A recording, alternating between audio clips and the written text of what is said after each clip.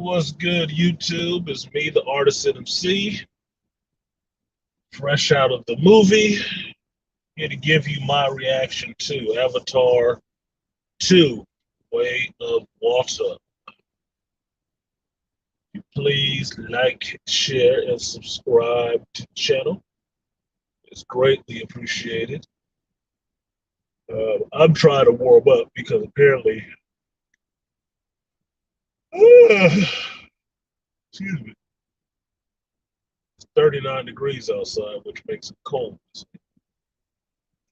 and I'm tired. So I'm trying to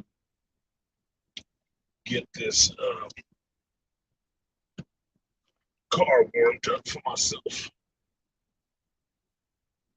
I can tell you right now, and I help people looking for it. What up, Dr. T? Were you going to see this, Dr. T? Buki Cabal. What's good, Rodney? UFO. Carterson. MC. Oh, were you going to see this, Dr. T? Told you, Rodney. I love that. Buki, I love that intro. Buki Cabal. That shit is awesome, man. What up, Smitty Jeans? Step it on through. Want to see it tomorrow? Okay. So I shouldn't spoil too much for you.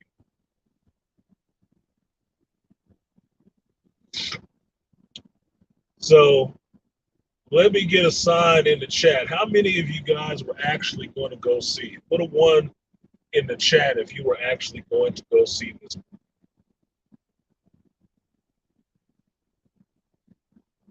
A little crowd participation. I get a ho, ho. Say ho, ho, ho. Hope it's as good as the first one. What? Y'all forgive me, my voice is weak. I got flu.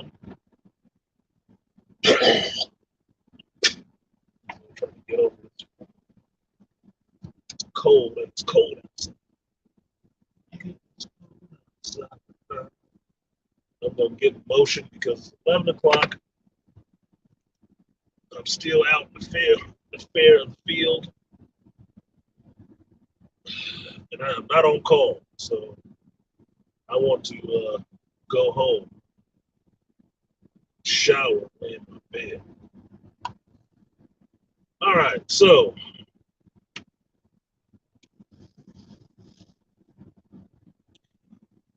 Avatar, WoW, Way of Water. First off, I enjoyed it. I did enjoy it. I know I'm kind of burying the lead, or trying to bury the lead. Didn't bury the lead, but I enjoyed it. It was fun.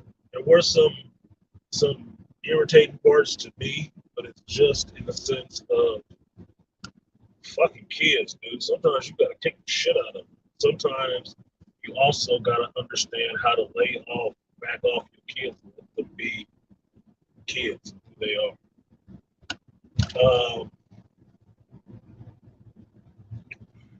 Ibuki posed the interesting question on if it's as good as the first one. And I will say there are some tones from the first one in this one, right? About the first quarter of it will remind you of the first movie because they go back to some points to show you, time has passed since the first movie, but it gets you back into the flow of the story and understanding what's going on in this world and what's happening.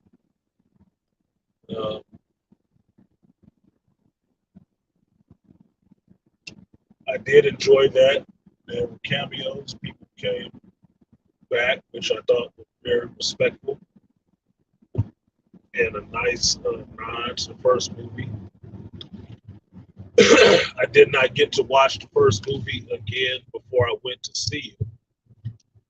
Went to see Way of Water, but I would suggest doing that. It's not necessary to do it, but if you want to just get in the flow of what it means to be on Pandora, what it means to be a Navi, and how humans are, then you can see it. You'll. I'm sorry, I'm tired, so bear with me.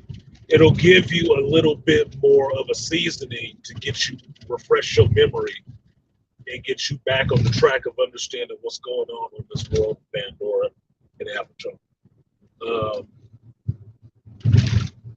You will hate humans. I can tell you that much. You will hate humans. You'll be like, fuck a human. sitting in the audience, you'll be like, fuck the humans. I'm serious, you will. That's just what it's going to be. There is a message in the movie. There is a distinct message in the movie about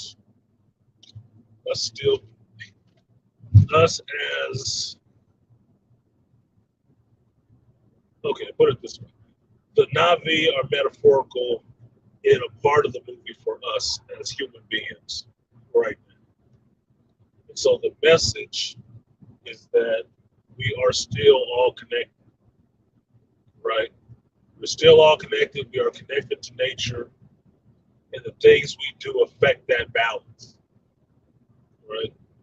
Now, this could be the point where people get all pissy at James Cameron for preaching at folks about our practices as human beings. But I would agree with him. We do some barbaric shit. We do.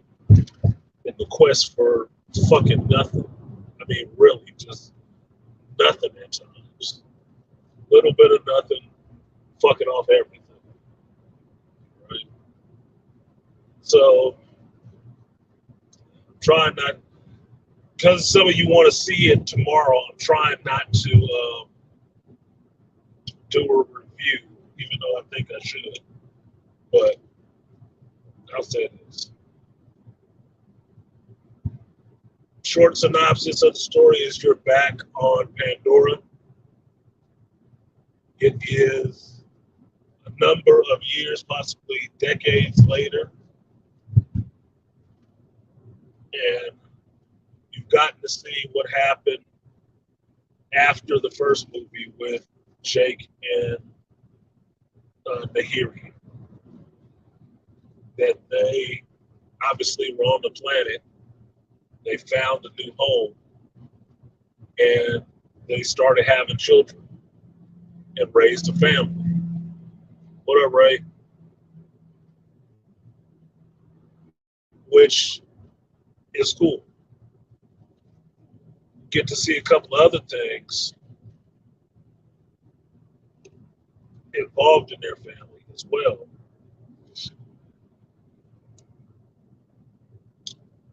That lets you know they are a unit. And I can say this about Jake and Nahiri in this Sam Witwerth character. I think, or is it Worthington? It's Worthington. Sam Warrington's character and Zoe Saldana character. You'll end up rooting for Jake and Nahiri.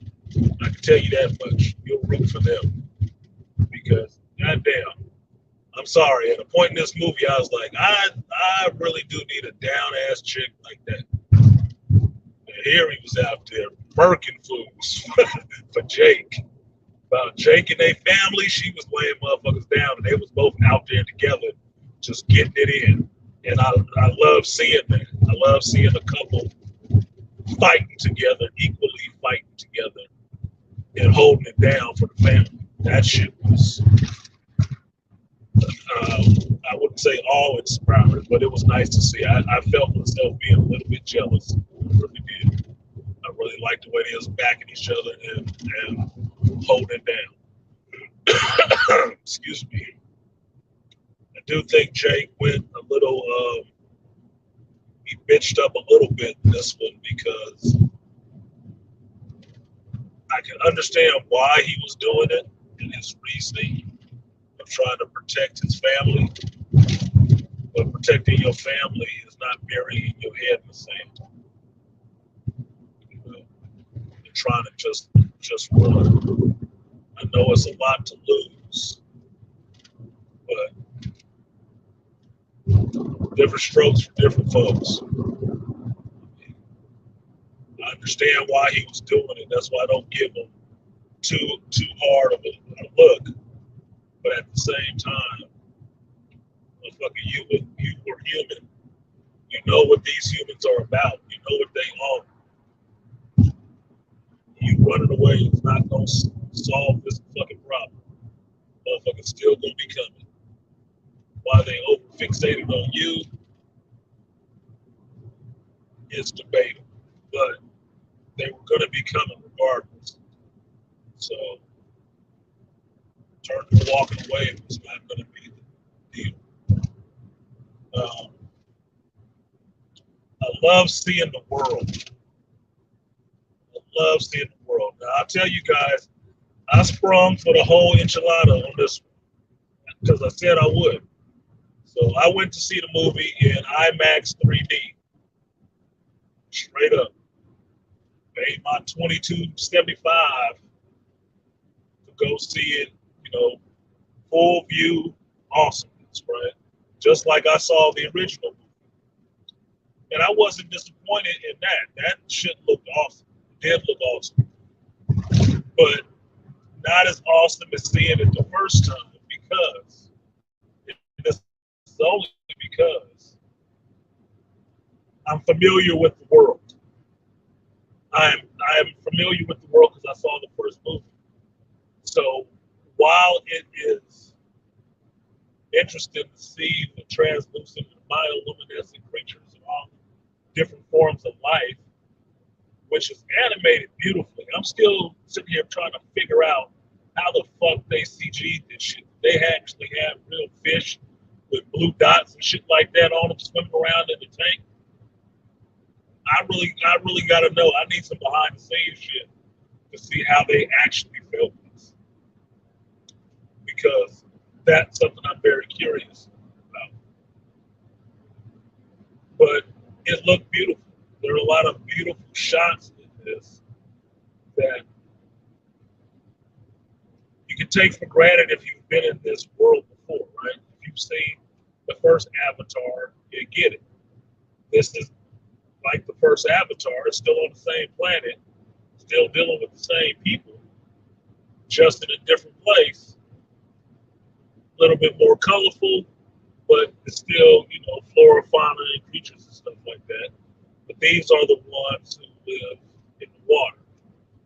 I will say the Na'vi that live in the water, on the sea, completely more fleshed out and interesting to see how they get along living in the water than the fucking Talocons in Wakanda Forever. Way more interesting.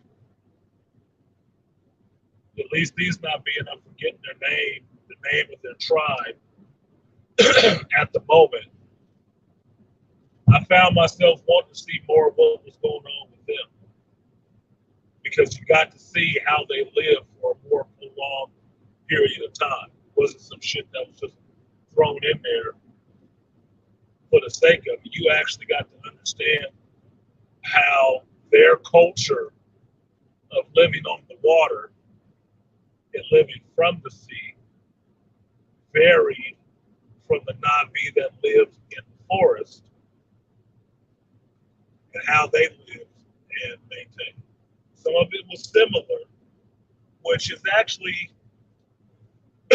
pretty clever to understand, but in the sense that you understand that every ecosystem has its own prey and predators, right?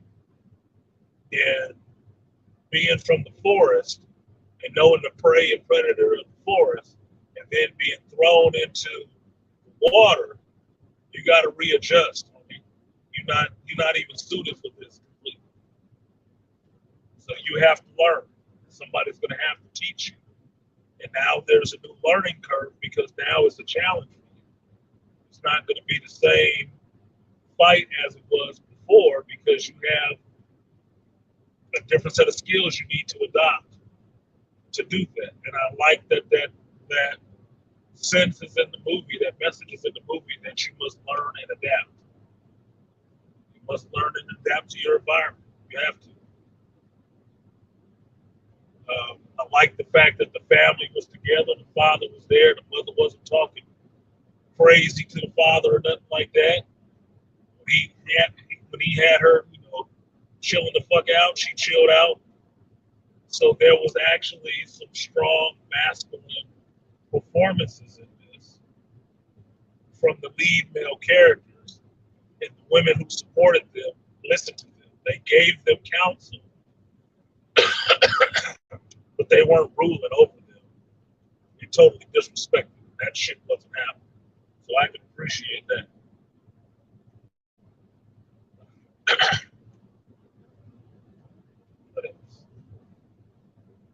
The kids in this, I will say as a negative, they got a couple too many kids. They probably got too many kids in this shit that could have been just dropped out of this altogether. To me, because they're serving no purpose but to be a plot device to keep getting your ass into trouble. And I'm like, look, man, fuck this little girl. I'm sorry. This it's like the second time this year I'm seeing a little girl in a show or a movie, and I'm like, fuck that little girl. And I like kids. Like it feels bad to me to say, oh God, this bitch again. Look. Like, God damn, y'all need to whoop this motherfucker. Something, right? The youngest child was the plot device, just to get you into the next scrape, right? What up, Beastly? Danger room is open. Now, Jake and Nahiri have a few kids, 2 sons and 2 daughters, right? And the dynamic between eldest son, younger son, is what, and younger daughters is what you kind of would expect. But I like that it's a family sticking together and being taught by their father that you stick together. You look out for each other. Even though Jake was he was dropping the ball on some of the shit when it came to checking the kids. He was worried, but at the same time, he was going a little bit too hard on her for some shit. Yeah, Dr. T, you know who I'm talking about. Lil Leia? Lil Leia? Yeah, Lil Leia got on my fucking nerves on looking for her. And it's nothing against the little actress. It's nothing against her at all. That's why I feel bad saying this shit. Like, I don't hate the little girl. But fuck, little Princess Leia and Obi-Wan, yeah, fuck that little bitch. No running ass. This little girl in this one is not as annoying, but she does end up being the reason that y'all keep getting into a fucking scrape. Like, man, would somebody tie this little bitch to them? Jesus. Well, we got to bring her along. And I get that. I'm an 80s baby, right? So I get you have to take your younger sibling with you. You got to look out for your younger sibling. And no matter what you and your friends is doing, your younger sibling has to be with you. Like, man, you can't run. We gonna play doorbell ditch. You can't run. Mama said you gotta take me. Fuck. Look. Just get a head start. How about that? No, I want to ring the doorbell. You too slow. Maybe that's what it is, making her annoying, because I understand the kids sticking together. I like that. That the younger kids are there with the older kids, and they only mildly annoying. But fuck, she keep getting you into some shit. Like, god damn it, dude. And it's only a few times. It's more so the parents that get fucked up shit. Um, the kids in this, there are a couple of boys. Yeah, there's a couple of boys in this. I saw a little bit of a spoiler from Double Toasted, and I heard this part before I could turn the shit off because my YouTube was on autoplay, and I heard about these boys and shit that was really just out to try to put somebody in mortal danger to be murdered. I'm like, yeah, they need to get checked.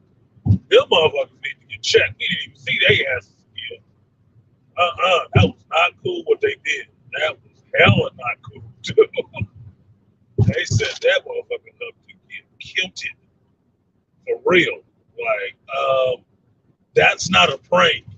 Y'all accessories to attempted murder. Fuck you. So that was messed up. Um, there is something in this that is interesting in terms of technology that they have and the antagonists for this movie. And I don't want to say anything about it because it'll be good. I won't say anything. But the technology displayed in this was very cool.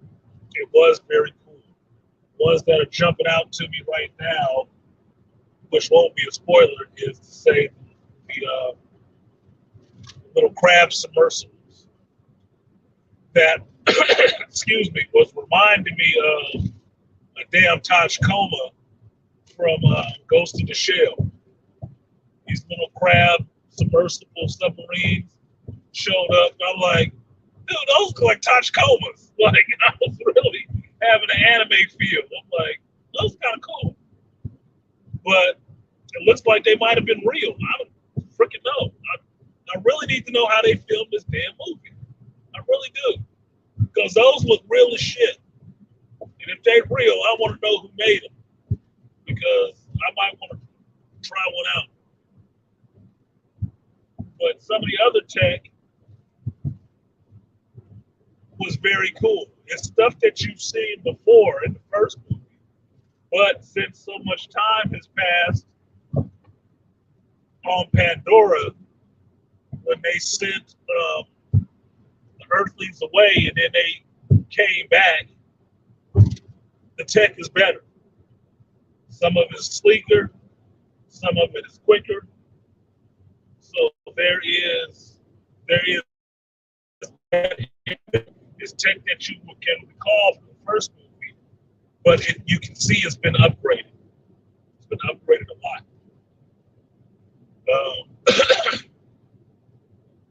Creature effects look beautiful. All the water stuff is so fluid. It's fun. The water movement, swimming and stuff like that is so fluid. I'm really wanting to think like, dude, did they just make a big aqua tank and have dolphins and shit there? I mean, I really want to know, did they just mocap actual dolphins and sea creatures and stuff? Because there's a lot of stuff in here. There's a lot of creatures in here that look really interesting, really beautiful, but their movements is too freaking fluid for me to sit there and think that's just CG. No, that looks like a real creature. How did they do it? I gotta know. I really have to know. My tech brain is going on how they did that. We can't see that right now, obviously, because it's dark and I'm driving.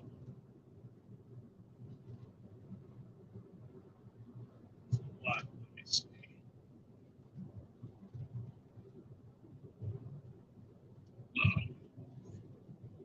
Respond that damn it. I can't read it on that way. What do you mean that you get the water full? Yeah.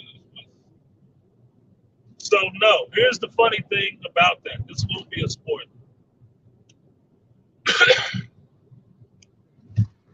It's the Navi that live in the sea and off the sea, they are designed to work in the sea. Okay? So their tails do not look like the tails of lions, like the Navi that lived in the forest. They don't have lion-like tails. Their tails look like electric eel tails, which give them propulsion in the water, right? Now, like the other Navi, the forest Navi, they have 3 fingers and stuff, but from their 3rd finger back to their forearm, their skin grows out and makes it kind of webbed, right? It makes it more fin-like, so they can swim under the water. The back part of their calves also has that on there. Their feet are a bit wider, bigger and wider, like flippers almost, right? The other thing that I've noticed in it that they're not really saying in here, it made an interesting juxtaposition between humans and Navi, is that the ocean going Navi can hold their breath a lot longer than the jungle, than the forest Navi. I mean, the shit they damn near like free divers. They just out there getting a breath and going down deep as they can go on one breath and just holding it forever. And I thought it was really funny in this. I'm not sure why it is, but this is the few movies. Well, this is the only movie actually that I can watch and have these underwater scenes and not have that claustrophobic, I feel like I'm drowning feeling while they're underwater. And that's different for me because I will feel that watching movies like that. I'll feel that like I'm gasping for air too. And I didn't feel that watching this movie, even in 3D, which I thought was kind of odd for me, right? It was just an odd thing. But I'm thinking, because the underwater in this movie is not portrayed, it's not shown visually like it is in most other movies, with being dark and claustrophobic and you're just there and it's all this darkness. It is beautiful and bright and well lit underwater. You see all the space that you have. So it almost is like you are immersed in this world. It's not even like you're underwater at a point. You're just there. And so you don't get that feeling of, I need to have a breath, because water is all encompassing and you can see everything, right? It's a little weird thing that I noticed. Now,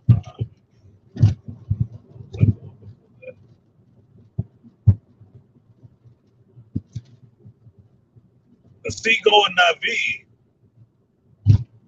having a larger or a better ability to hold their breath. They do talk about like free diver techniques. If you watch some of my videos, I did an opening with one of those free divers this year. A bunch of shop talks back. I put it in my intro. And I think it's interesting that people can be able to hold their breath for 5 minutes or so underwater, and just how graceful they look just being in water and not struggling, thrashing, or anything like that. It's really beautiful. And that's what I got from watching the trailer for this movie. And I thought it would look beautiful. I would see some beautiful underwater scenes. And that's exactly what I saw. I did see some beautiful underwater scenes. Even in situations of peril where you're worried about the characters, the underwater stuff still looks beautiful. Still looks beautiful. Like shit, we on the coral reef. This is clear blue water. Awesome. It looked like a nice place to live. And it kept reminding me of one of the places on my bucket list, the Maldives. Now you have a whole open ocean in front of you, but you're standing in shallows. And you can walk out as far almost as the eye can see in this shallow water that's clear blue. And it's just it's a beautiful sight, you know. It's almost eerie to me in a sense, because you don't know where the drop off is. You will be in the open ocean, but as long as you're on this shoal, in a sense, you're good. Even though you still are standing in the middle of the ocean.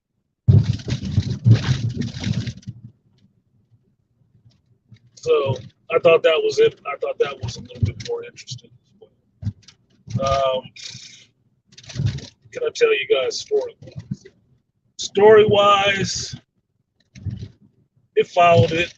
Did seem long in one part,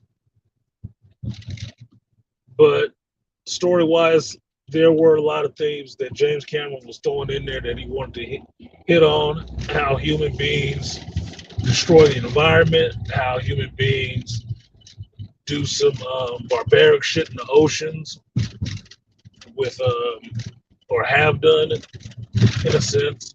And it's really funny that this movie gave you different vibes of different types of movies. Part of it will feel like Jaws.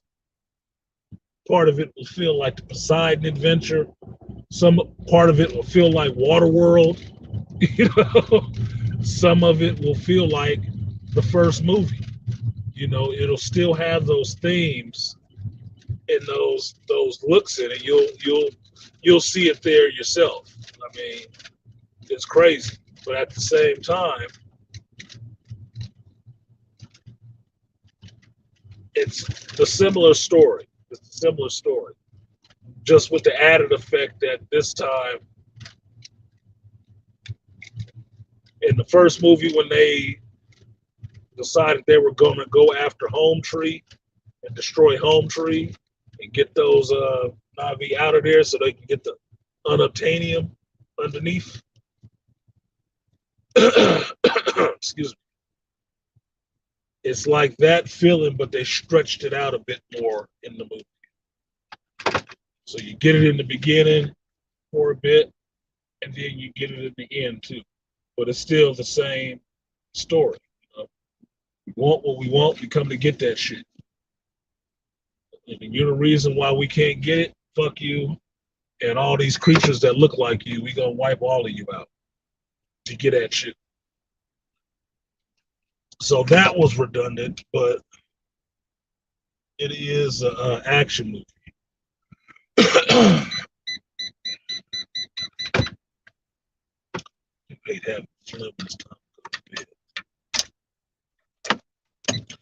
Yeah, Island Blue Water, Beastly Nerd.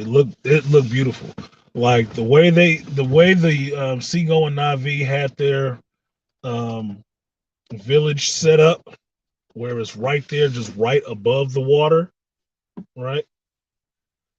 Was really cool because you're not. To me, that's really cool, right? You're not an instant away from being able to jump right off into the water and swim away, right? And that's how their home was. It was right above the water, right? So everything they did was in the water. When they hunted in the water. When they went out for play, they were out and play on the water and stuff like that. So they were more amphibian in a sense than just straight up, we live in a forest, right? So think of them like elves in Lord of the Rings or some shit. These weren't the forest elves, these were the seagoing elves. Beastly Nerd has said, what artisan MC you mean didn't get the water folk confused with another group of water folk from another movie? Yep, nope, didn't get them confused at all. I didn't even get the ones in this one confused because I like that the Seagull and Navi, what up to Triff? The Seagull and Navi had more of the Islander influence. They had facial tats like they were Samoan or Tongan and stuff like that. So I actually like that. That worked a little bit better than saying they were Aztecs or Mayans or some shit like that that just turned blue and decided to live in the water. That worked a little better because it's more in keeping with what we already know in the real world actually is, right? So when they talk about going to war and they sticking their tongues out and stuff like that, you understand that that's kind of Tongan in a sense, or Maori or something like that, or Samoan, one of those one of those island nations. So you get that this is how they represent themselves, right? What else? Trying to see if y'all had any questions that I could actually answer. Hate humans more than I already do. Yeah, D Scott. I'm look, man. I like I told my kids, look, I like individuals. People is hard. Humans, like, look, why is one of my favorite movies The Happening?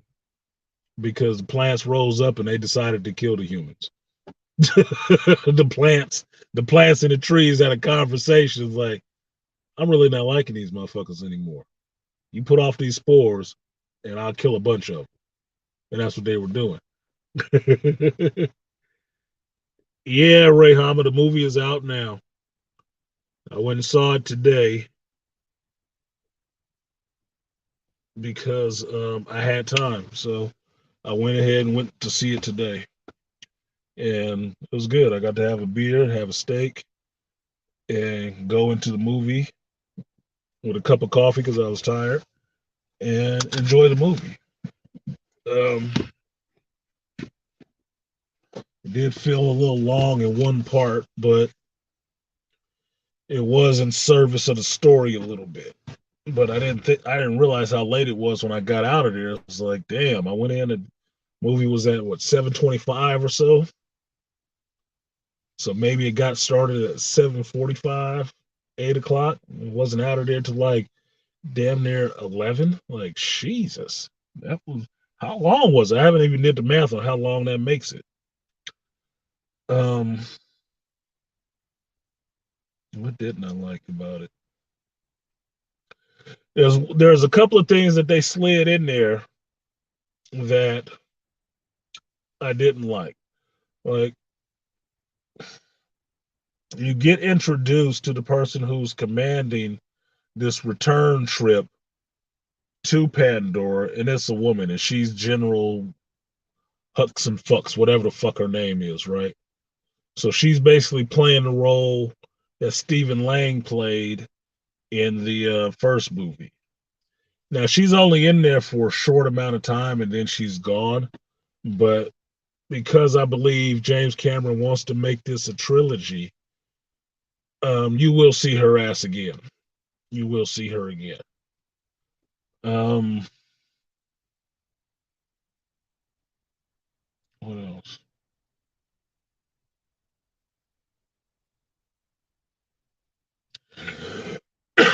They needed more development on a couple of the other characters, a couple of other supporting characters.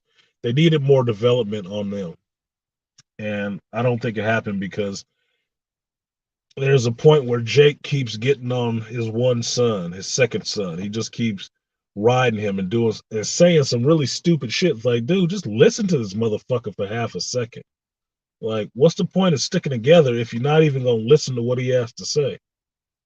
He's not a dumbass. He's your kid, so listen to him at least a little bit.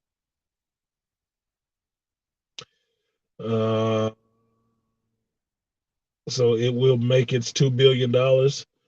I think it might make its $2 billion just on people being curious enough to see it. Because my theater, I just told you, I went for IMAX 3D. That theater was full. Only thing that didn't happen is the four seats next to me, nobody came, and I never got up and moved over from the dude wedged in next to me with two beers, a beer in each cup holder. That's the only thing. But I was into the movie. I was so into the movie and just paying attention and just looking at the spectacle and seeing what was going on. I wasn't taking that many damn notes. I was like, oh shit, I gotta remember to take notes. I have to talk about this later. So it might make us 2 billion. I bet it make that 2 billion worldwide just on curiosity alone. Uh, did what's up, Diaspora? Did the movie make the recent Marvel movies look stale by comparison? Yes. It made, I can tell you this, like I was saying, I'm forgetting the name of the tribe. That's why I just keep calling them the Seago and Navi. The Navi that live in the sea and their culture and their belief systems for AY and all the rest of that was more interesting than that Talokan shit in Wakanda Forever. Way more interesting. I'm serious. It's way more interesting because the Talokans in Wakanda Forever were just made up to kind of mimic Wakandans, right? But it still didn't make any sense why they had some technology, even though they live underground, live underwater, right? These people, the Navi that live in the sea, they don't have a bunch of extra technology. They have weapons, just like the other Navi had weapons, spears and stuff. But the creatures that they use to to get across the same points are different. It's different. Like they ride these eels that look like flying fish, right? That you've seen in the trailer, right? They come out the water and then they can fly. But what it is they're whipping their tail so fast you can ride on them, but it has the added dimension of if you're catching a threat from above, that thing slaps its wings to its body. It's a fucking sea serpent, and it's back in the water, and you just out of there like a bullet. And I'm like, that's actually cool as shit. Right? That's actually pretty cool. So I like how their culture was set up, and it to me it went a longer way to explaining their culture and how they lived than it did in Wakanda Forever. Uh, yeah, he did say 6 movies the last time, didn't he? I wouldn't say he can get 6 movies because it takes him too long to make one. It takes him too fucking long to make one. Way too long. So we're gonna be alive to see 6 of them at this time frame. He might not be alive to make them. So you gotta drop it at 3, homie. Uh, stale meaning redundant. Uh, yeah. Okay. Diaspora. I can say yes to that in that comparison. Marvel is seeming stale because they put out a lot of content in a short amount of time, and a lot of that content has not been really good. All right. So what's worse than throwing up off of one meal is having to throw up after every meal you have. That's worse. Okay. Doesn't matter if one time you ate and it was okay, you didn't throw up completely off of it, it just got to your mouth. No, it's worse to actually have to keep throwing up because they keep serving you the same sick shit. Um, and the Talocons were probably not an afterthought. It just wasn't much thought put into it. The Talocons were a vehicle to get the Latinos representation into the movies and not to actually really flush them out as a whole nother um, viable society of people, right? Because I'm still trying to figure out how just because they have vibranium, they're as advanced as the Wakandans, but you don't have any fucking tech. You're riding fucking whales and shit and got water balloon bombs. and a siren song that's not based on text. So how are you as advanced? You're not. You are not. You just saying that you are because well they got vibranium, so they're just as advanced. They didn't do nothing with that motherfucker, but use it as a night light underwater. That's it. It didn't do shit for them. The only kind of technology you saw was the little aqua tunnel thing that they used, and they didn't explain how that shit even worked. So it was pointless. It was just some shit thrown in there. So yeah, they needed more thought put into it. Beastly said no, they'll get KK to finish them because it's Disney. Man, Beastly, you want me to cuss you out, don't you? No, she got to go. She still got to go. I'm serious about that shit. She got to go. But that's pretty funny in a morbid kind of way. So what else is there?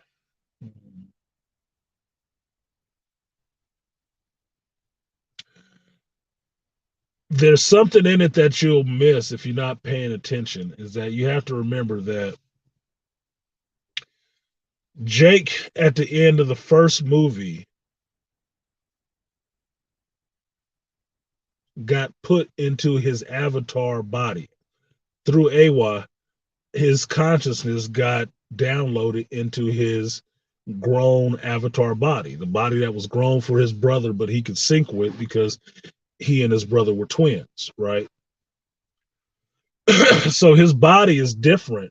It looks Navi, but he has, four fingers and a thumb and stuff like that. Like the other Navi don't have that. When he had children with Nahiri, who is a natural born Navi, they had hybrid children as well. So their children look like regular, forest living Navi, blue and stuff like that, but they also have five fingers. But something that's touched on lightly in this is that when they go out to other tribes see those kids as kind of freaks because they have more appendages than everybody else. That it's something that there can be a wrongness about them because they're hybrids and not natural born Navi. Now it gets weirder in a sense when you get to the seagoing Navi, which have a greener color, but understand in biology and animals, if you live in the ocean of clear blue water, your skin pigmentation will change to grant you cover in that environment. That's why they look more green or aqua as opposed to the Navi in the forest being blue, which in fact, they shouldn't have been blue. They probably should have been green as fuck living in the forest, right? That's what you want for camouflage. So there's that. Um, what else? I'm gonna have to get out this car.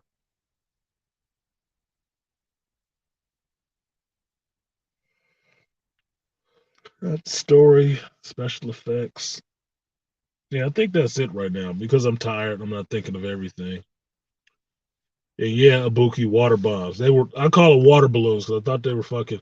They look cool, but I'm like, dude, it's a concussive grenade filled with water. It's a water balloon. That's tech. Outside of the breathing mask, it just looked like they stuck a jellyfish's ass over their mouth so they can breathe water outside. Come on, man. It wasn't really tech. I wasn't buying it. Wasn't really buying it. What does he do with his human body? His human body was given to Awa, right? I guess it just decayed because he can't go back to it. Uh, I'm not gonna explain it. I don't. Yeah, I don't explain big spoilers.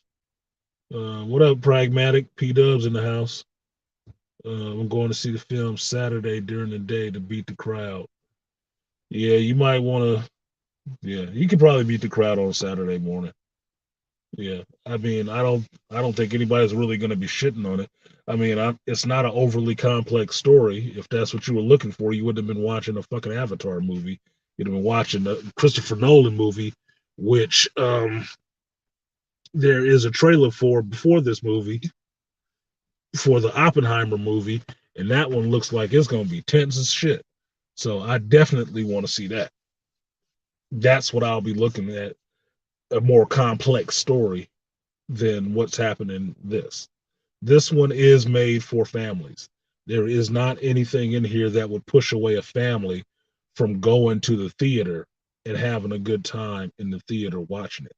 I did feel transported in a sense. I was in that world. That's why I wasn't thinking about taking my fucking notes and stuff. I was into the story and into the world and what was going on and enjoying that ride in there. Was it really gripping at times? Yeah.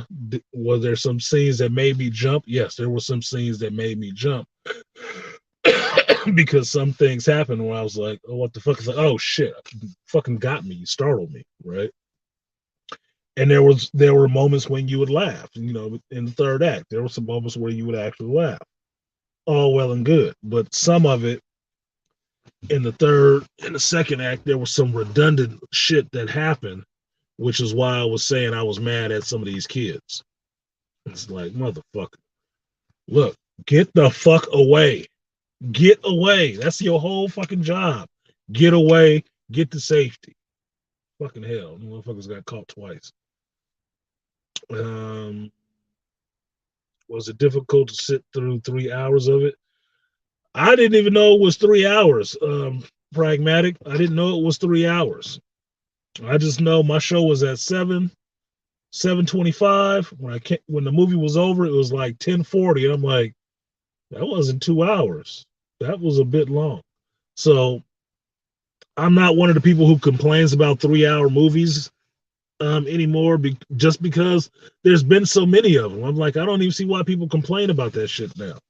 It's like if you ask a person that when they bitch about a 3 hour movie, ask them if they've seen the director's cut of Lord of the Rings. And if they say yes, tell them to shut the fuck up about 3 hours. That's just what they do now. They just do 3 hour movies.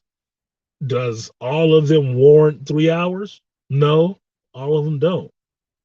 This one, for the story that it was trying to tell, to catch you up and show you the way of water and how these people live, you need 3 hours. You need 3 hours. For the amount of time he spent doing it, I would have been like, fuck it, you getting a 3 hour movie, sit through it too. I would have been there for that. What up, BMT?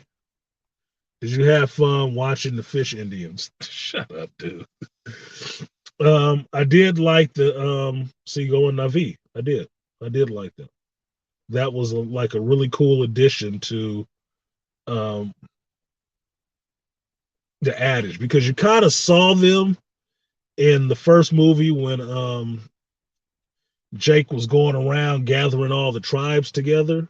He went by the sea, but these Navi live further out on islands and little atolls and stuff like that. And every other little island might be its own tribe. So he was just living in this movie. They are with one tribe out in the ocean. So they have their own ways altogether. No, it's not Titanic again. No, it's not Titanic again. But I can see where his Titanic experience came into the movie. I can see that. Is it feminist? What up they live? No, it's not feminist actually.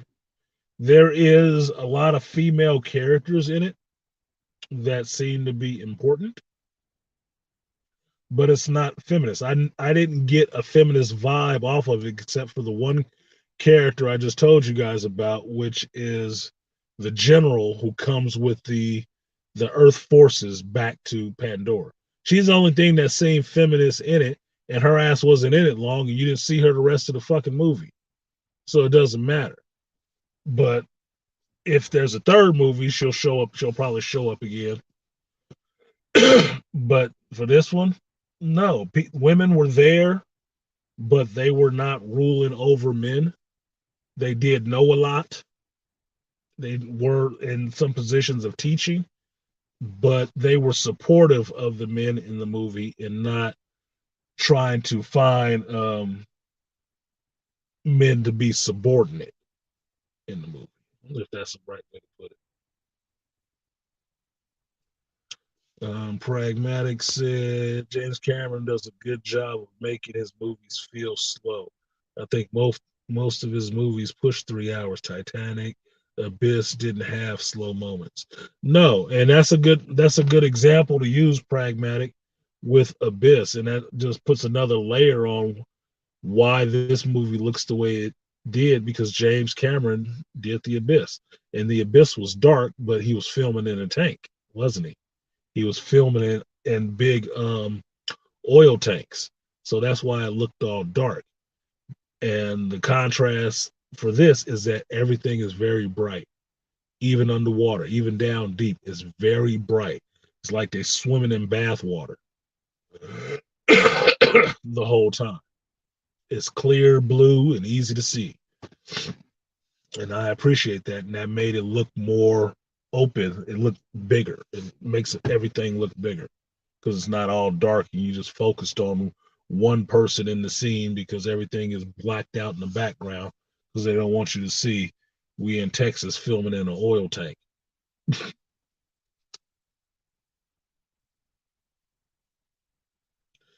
The Navi tribes, this is the thing. They seem like they're matriarchal, but they're not because the woman in the tribe, which is usually the chief's wife, functions as the shaman as well. She functions as the shaman. The chief is the chief, right? But the shaman does have some say because she's connected into everybody's births and all the rest of that stuff, and some of the lore and the passing down of some other traditions. So she's listened to like a chief, but she's not the chief. She defers to the chief of the tribe, which is a male. So I can see why you think that, but no, it does. They don't seem matriarchal to me. The women have some say; they can say something, but they ain't the last word. So to me, that wouldn't make them matriarchal. Females support the men spiritually, but the men do most of the heavy lifting. Well, that's just life as a fucking man. You're supposed to do most of the heavy lifting. That's why you got the bigger muscles. Just saying. Shit, I need to get out this car. Take a dump.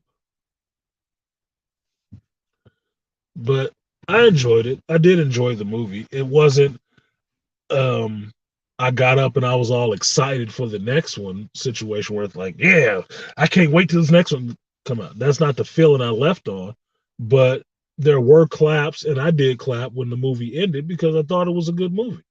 Like, oh, thank you for putting that out. It looked beautiful, right? So that's it. I'm a little bit sick, Rodney. I was last week. I'm still getting over some of this cough. I still keep having phlegm because it's cold here, and I'm still working pretty much every day. So it is what it is. It's almost gone. Better than I had been. Ugh. But I have sinuses and shit, so I was already having sinus issues. Then I got a touch of a cold. You taking anything? Yeah, I'm taking a few things. Um, I was taking some Delsin to clear out the mucus and stuff like that. I was taking some of these cough drops while I was in the movie so I wouldn't cough. When I get in the house, I have some NyQuil and Theraflu and stuff like that to take that I'm going to take so I can go to bed. Go to bed because I don't want to be waking up all night because I got shit backing up in my throat. It's irritating. Diaspora said the main character is matriarchal, wife, mother, family, clan, tribe. Though that may be matrilineal, the main character is on a whole different planet. What?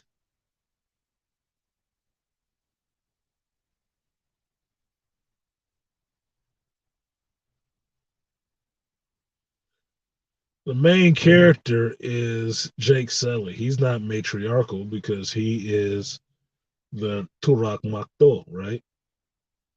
He is the leader of the tribes. That would make it patriarchal. Spoiler,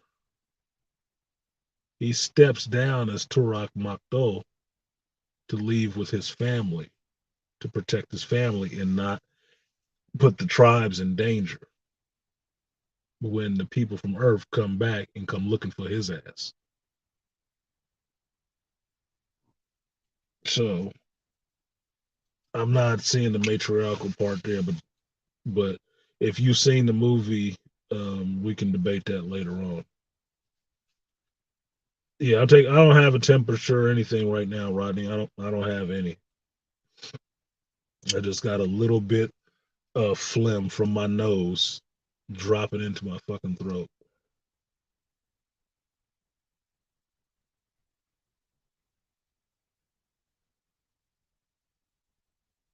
Natural local. Mm, no.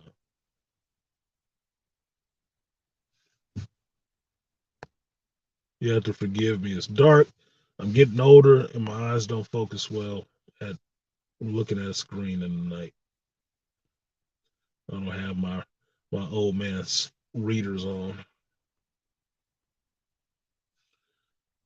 Fact Jake is in his wife's clan means it's a natural local. He's in his wife's clan because he took over the clan. They took him into the clan, and he became the leader of the clan. So I don't know. I guess I need to understand what the definition of matrilocal is, because it's what is that just one woman in the group? Like that doesn't make any sense to me.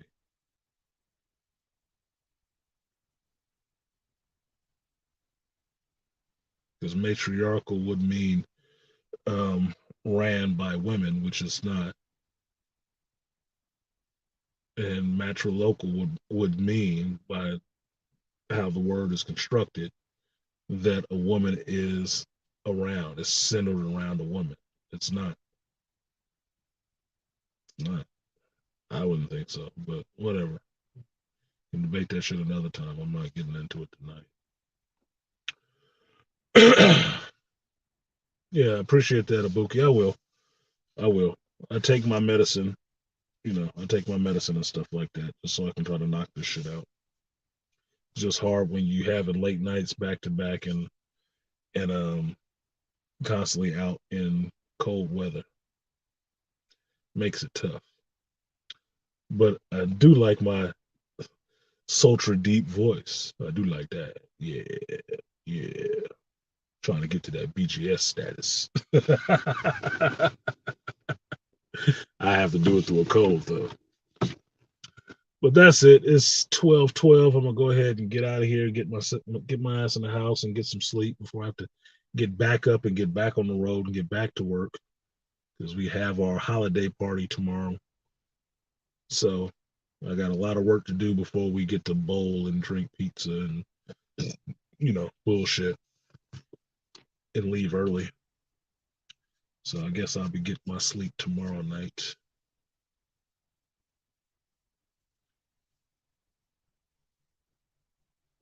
Okay, so that's what I was right. See, I'm pretty smart, motherfucker. Sometimes matrilocal means centered around the woman, wife, family, clan, tribe. Well, clan doesn't have to be of the woman, and the tribe doesn't have to be of the woman. So the woman, wife, and the family is just whoever's in it. Could I say it's centered around the women of it? No, But at least in this movie, you see between two separate tribes what position the mother of the chief actually fulfills. And she does fulfill that role of being the mother in some senses to everybody and being that spiritual center for everybody.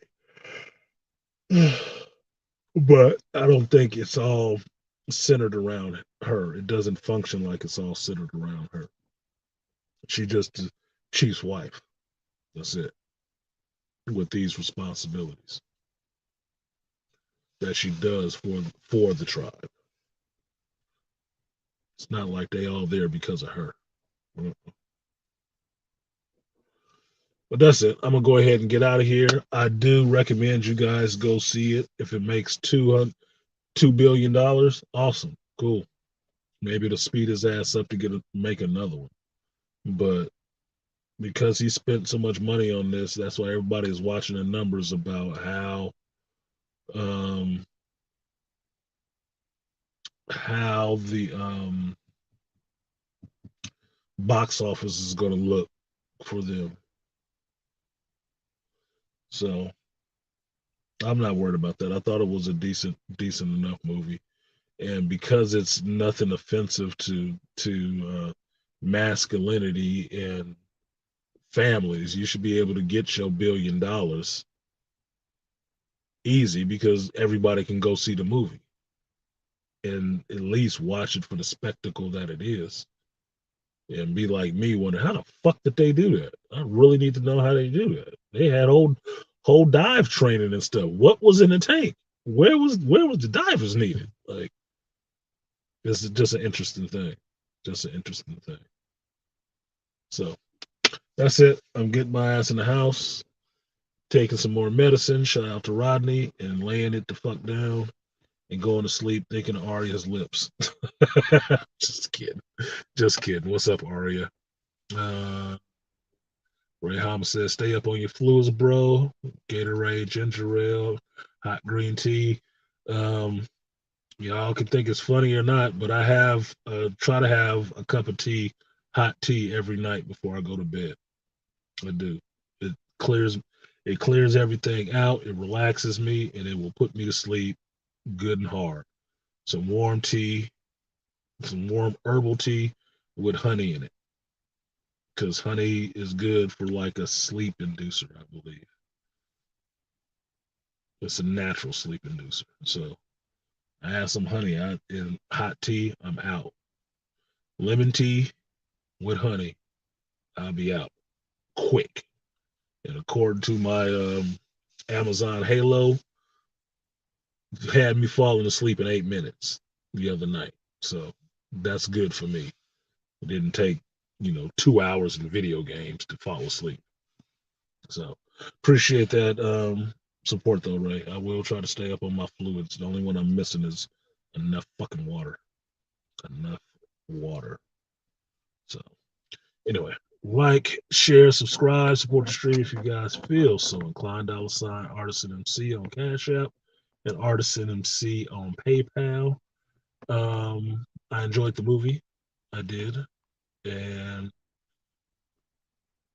if you guys go see it, we can talk about it on Sunday on Shop Talk Live, 11 a.m. Pacific Standard Time, 2 p.m. Eastern Standard Time. And then we can chop it up and share what we saw in the movie and what we did, what we liked, what we disliked in the company of people who've seen it and not be spoiling it for other folks. Well, that's an interesting red pick right there. I wonder if I can get that damn screenshot. Can I get that screenshot? Oh, I got it. I think I got it. Check that out later. See if I can get another one. Pressing my luck.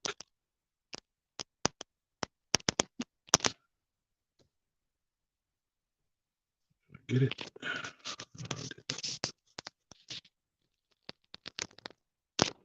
God damn it.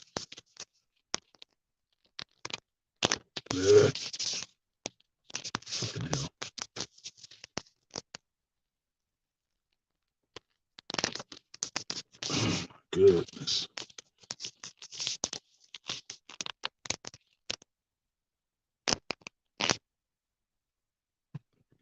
Maybe that's a good one.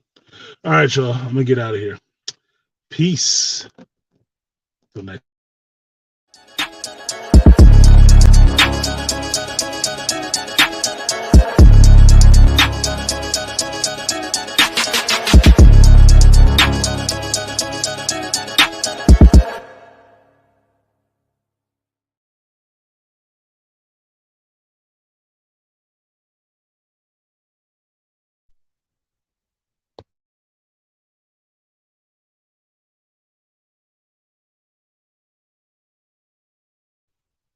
Good night to you too, Aria.